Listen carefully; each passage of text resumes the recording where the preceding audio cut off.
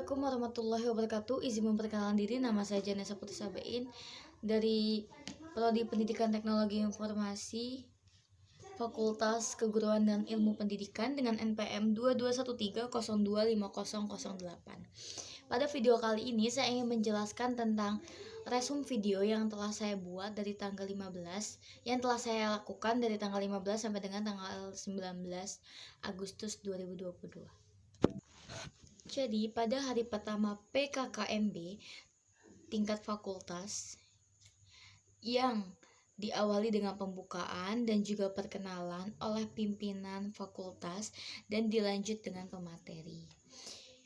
Tentang materi yaitu bagaimana cara kita menyikapi dosen yang menganggap bahwa siswa yang mandiri proses pembelajaran di universitas dan SMA itu sebenarnya sangat berbeda dan juga berbanding terbalik. Karena kalau misalkan di kehidupan SMA itu kita hanya melakukan ibaratnya, kalau misalkan di SMA itu hanya akademik saja. Tapi kalau misalkan untuk di perkuliahan itu menjunjung sekali dan juga mensupport untuk kita juga mengikuti organisasi gitu. Jadi antara organisasi maupun akademik harus berkesinambungan, tapi juga tidak boleh berkekurangan, maksudnya tidak berorganisasi sama sekali atau mungkin berorganisasi terlalu sehingga kita melupakan tujuan awal kita.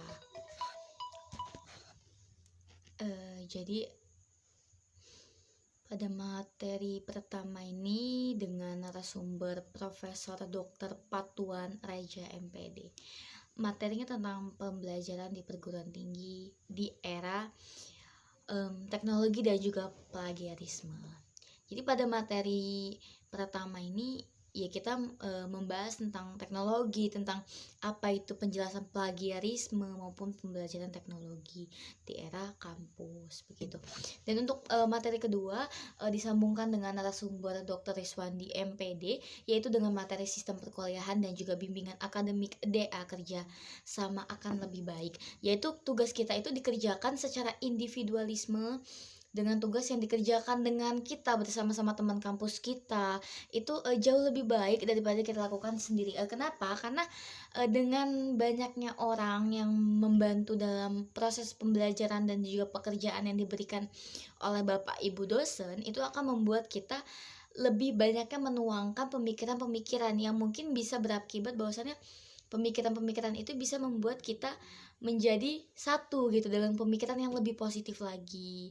Jadi dalam pemikiran bersama-sama dan juga ditumpahkan dalam satu tugas itu dikeluarkan semua pandangan-pandangan yang ada di sana.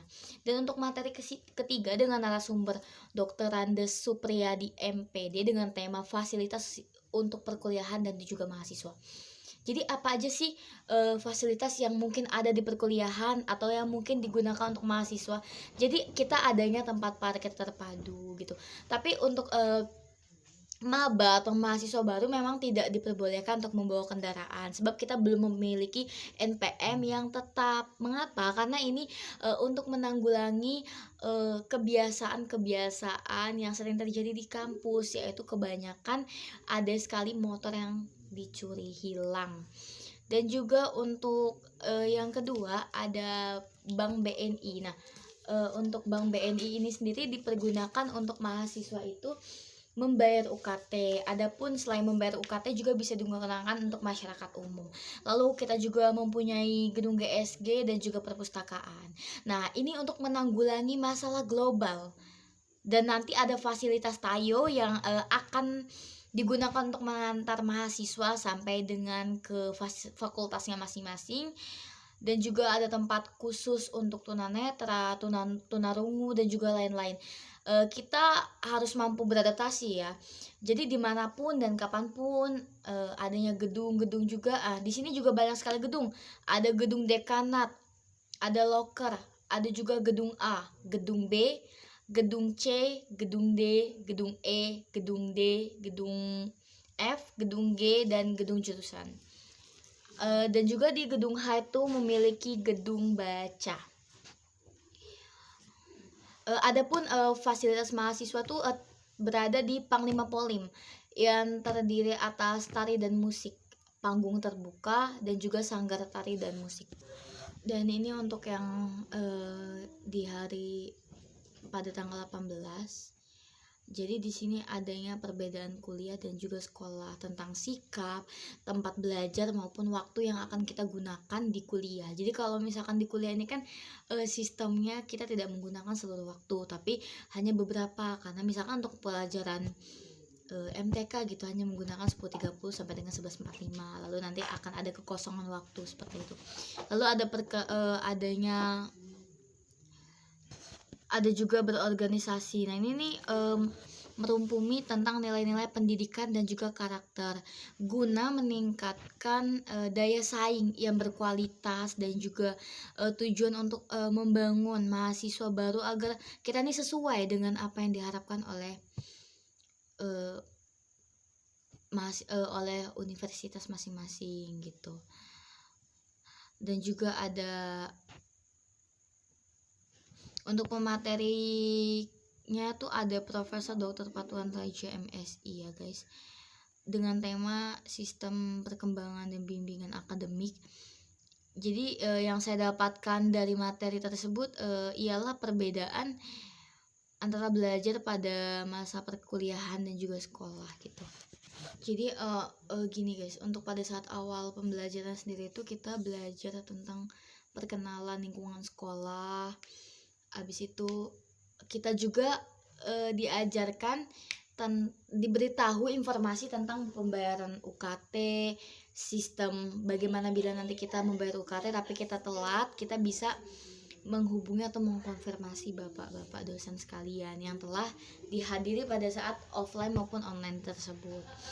Lalu pada tanggal 19 itu kita membahas tentang prodi kita masing-masing. Jadi untuk saya sendiri pendidikan teknologi informasi yaitu perkenalan dosen maupun cara kerja kita di sana gitu, tentang laptop mungkin atau mungkin apa aja yang harus kita siapkan ketika kita nanti di kampus.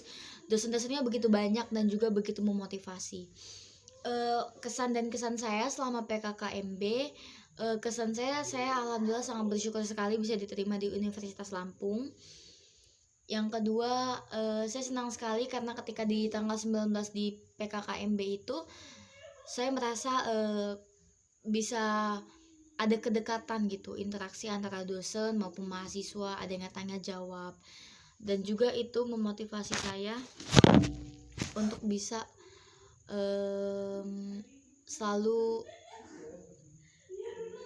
bisa selalu berusaha untuk menjadi mahasiswa yang lebih semangat lagi.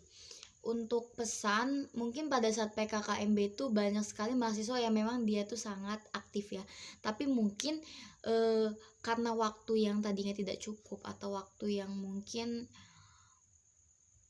banyak yang waktu-waktu yang mungkin hanya terbatas menyebabkan banyaknya pertanyaan yang belum terjawabkan. Tapi kesan dan pesannya seperti itu aja. Saya akhiri, wabillahi taufiq wal hidayah. Wassalamualaikum warahmatullahi wabarakatuh.